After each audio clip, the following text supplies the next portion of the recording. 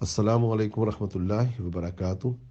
سلسلہ کربلا کا تحقیقی جائزہ 72 صحیح الاسناد حدیث کی روشنی میں جز ڈی سے پیش خدمت ہے۔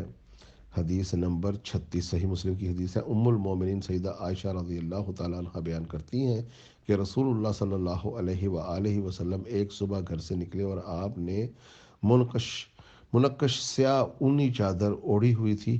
اسی دوران سیدنا حسن بن علی آئے اور آپ نے انہیں اپنی چادر میں داخل کر لیا۔ پھر سیدنا حسین بن علی آئے، پھر آپ نے انہیں بھی اپنی چادر میں داخل فرما لیا۔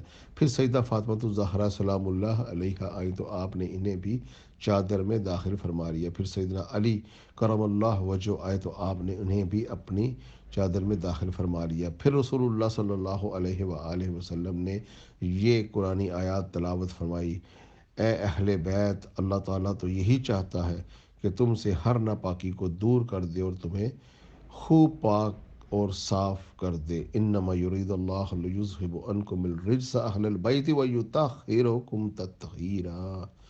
اللہ رب العزت نے ایک ایسی شان عطا فرمائی اہل بیت کو اس حدیث کی جو کہ فضیلت کی بلندیوں پر موجود ہے۔ حدیث اور اس کی بیان کرنے والی راویہ ام المومنین حضرت عائشہ رضی اللہ تعالی عنہا ہے۔ اس سے یہ بات بھی واضح رہے کہ جو لوگ کہتے ہیں حضرت عائشہ رضی اللہ تعالیٰ عنہ کے اوپر اتنا غلیظ باتیں لگاتے ہیں کہ وہ دشمن تھی اہل بیت کی، وہ جنگ کرتی تھی، وہ انہیں اچھا نہیں سمجھتی تھی، تو یہ کام تو رسول اللہ نے وہاں کیا حسن حسین فاطمہ علی کے ساتھ۔ اگر بی عائشہ بیان نہ کرتی تو یہ کیسے امت تک پہنچتی؟ بہرحال یہ ایک الگ مسئلہ ہے، لیکن یہ آپ علیہ الصلوۃ والسلام نے ایک ایسی شان بیان کر دی کہ انہیں اہل بیت کو اللہ یہی چاہتا ہے کہ ہر پاکی سے صاف کر دے۔ یہ قرآن کی آیت ہے اور رسول اللہ نے اس کا پریکٹیکل بھی بتا دیا۔ اگر رسول اللہ یہ حدیث مسلم شریف کی نہ ہوتی تو شاید آج نواسب اسے صرف اور صرف رسول اللہ صلی اللہ علیہ وسلم کی ازواج تک ہی رکھتے۔ چنانچہ یہ حدیث ظاہر کرتی ہے کہ رسول اللہ صلی اللہ علیہ وآلہ وسلم کی اولاد یطہرکم تطہیرا اور لیذھب عنکم الرجس کی مصداق ہے۔ ایسی برگزیدیت میں حضرت علی موجود ہیں، جبکہ آگے آئے گا حضرت علی کو گالیاں، لعنت اور اس سے بڑی بات ان کے خلاف قتال ہی کیا جا رہا ہے۔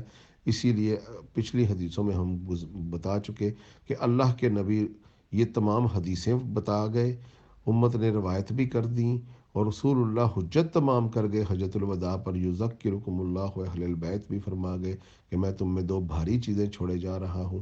امت نے اس بھاری چیزوں کی قدر نہ کی، علی کو قتل کیا، حسن کو زہر دیا، حسین کو قتل کیا۔ بنو امیہ میں سب سے آگے امیر معاویہ نے یہ سارے کام کیے اور اس کی ذمہ داری بھی انہی کے پاس ہے، انہی کے سر پر ہے۔ اللہ تعالیٰ ہر اس شخص کا محاسبہ کرے اور انشاءاللہ اللہ ضرور کرے گا جو اہل بیت کے دشمن تھے، بغض رکھتے تھے، گالیاں نکلواتے تھے، گالیاں نکلوانے پر خوش ہوتے تھے، مامور کرتے تھے، قتل کرنے پر مامور کرتے تھے، خود قتال کرتے تھے، دلوں میں بغض رکھتے تھے، زبان پر برائیاں کرتے تھے۔ ہر وہ شخص جو اہل بیت کے بارے میں برا کہتا، برا سوچتا، برا کرتا، اللہ تعالیٰ انہیں تباہ و برباد کرے اور انہیں کبھی معاف نہ کرے اور ان کا محاسبہ سخت سے سخت کرے۔ آمین۔ السلام علیکم ورحمۃ اللہ وبرکاتہ۔